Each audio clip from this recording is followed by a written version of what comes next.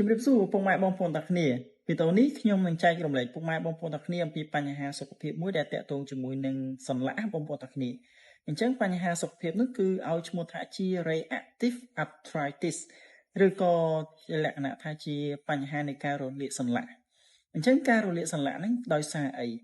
ការរលាកសន្លាក់ហ្នឹងគឺដោយសារតែមានការឆ្លងមេរោគចូលទៅក្នុងខ្លួនយើងបន្ទាប់មកទៀតសារពាង្គកាយរបស់យើងគឺវាមានអង្គការពាររាងកាយហ្នឹងគឺបានប្រឆាំងជាមួយនឹងបាក់តេរីដែលចូលទៅក្នុងរាងកាយរបស់យើងហើយវាបង្កឲ្យទៅជាមានបញ្ហានៃការឈឺសន្លាក់តោះអញ្ចឹងតើមើលតោះគ្នាតើមានមេរោគអីខ្លះដែលអាចឲ្យមានបញ្ហាដែលខ្ញុំបាននិយាយហ្នឹងតាមដានជាមួយខ្ញុំទាំងអស់គ្នាមូលហេតុដែលបណ្ដាលឲ្យមាន reactive arthritis គឺវាមានមូលហេតុរបស់វាអញ្ចឹងដោយសារតែមានការឆ្លងមេរោគចូលទៅក្នុងខ្លួនយើងហើយប្រព័ន្ធការពាររាងកាយរបស់យើងដែលហៅឈ្មោះថាជា immune system ហ្នឹងគឺវាប្រតិកម្មខ្លាំងក្លាជាមួយនឹងការឆ្លងមេរោគហ្នឹងដែលធ្វើឲ្យចេញសារធាតុគីមីហើយសារធាតុគីមីទាំងអស់ហ្នឹងគឺបណ្ដាលឲ្យមានបញ្ហានៃការរលាកសន្លាក់ឆ្អឹងនឹងឯងបងប្អូនអរគ្នាអញ្ចឹងមេរោគហ្នឹងមានអីខ្លះមេរោគហ្នឹងគឺវាតាក់ទងជាមួយនឹងមេរោគជំងឺកាមរោគអាចជា Chlamydia ហើយមេរោគផ្សេងទៀតអាចតាក់ទងជាមួយនឹងមេរោគឆ្លងតាមប្រព័ន្ធរំលាយអាហារដែលជា Salmonella ដែលជា Shigella ឬក៏ Campylobacter ជាដើមអញ្ចឹងមេរោគទាំងអស់ហ្នឹងវាចូលទៅក្នុងខ្លួនយើងហើយនៅពេលដែលប្រព័ន្ធការពាររាងកាយរបស់យើងឃើញមេរោគទាំងអស់ហ្នឹងគឺវាចាប់ផ្ដើមយ៉ាងម៉េចគឺវាចាប់ផ្ដើមធ្វើការសម្លាប់មេរោគទាំងអស់ហ្នឹងប៉ុន្តែនៅក្នុងលក្ខណៈនៃការប្រឆាំងគ្នាទៅវិញទៅមកហ្នឹង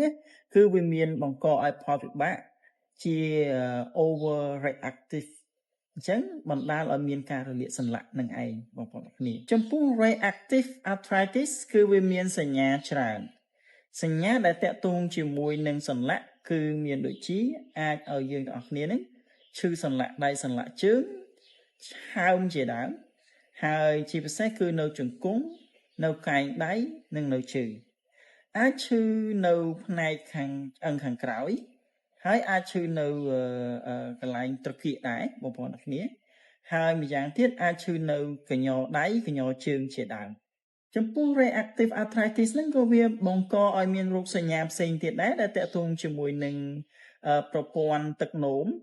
ដែលប្រព័ន្ធទឹកនោមហ្នឹងគឺអាចឲ្យបងប្អូនទាំងគ្នាមានបញ្ហានៅក្នុងការរលាកបង្ហួរនោមអាចឲ្យបងប្អូនទាំងគ្នានោមមកឈឺហើយ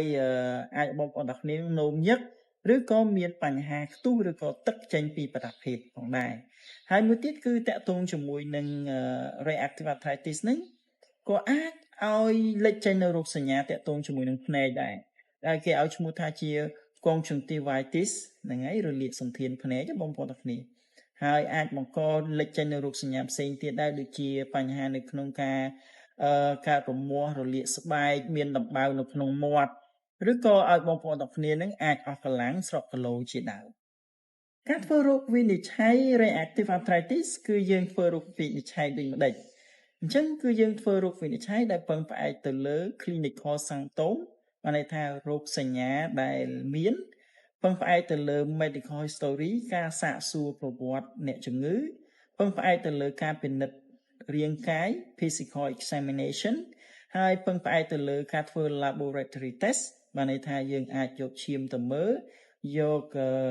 ឈាមនឹងទៅមើល marker inflammatory បានន័យថាទៅមើលសារធាតុគីមីដែលបណ្ដាលឲ្យមានការរលាកសន្លាក់ហ្នឹង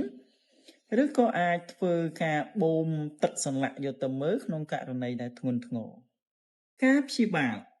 បាលយើងអាចព្យាបាលដោយប្រើប្រាស់ថ្នាំអង់ទីប៊ីយោទិកដែលជាថ្នាំសម្លាប់មេរោគ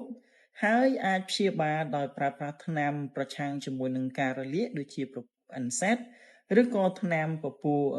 corticosteroid ជាដើមដើម្បីប្រឆាំងជាមួយនឹងការរលាក